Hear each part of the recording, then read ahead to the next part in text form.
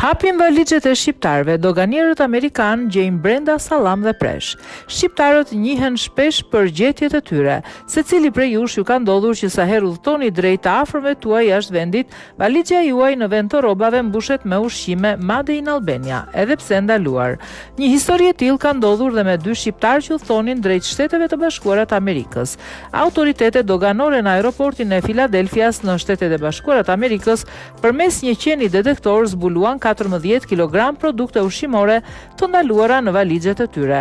Ngjarja ka ndodhur më 16 dhjetor të vitit që lan pas. Në valixhen që u përkiste dy udhëtarëve shqiptar u gjetën mish i papërpunuar, kremviçe, presh, plëncë dhe gështenja.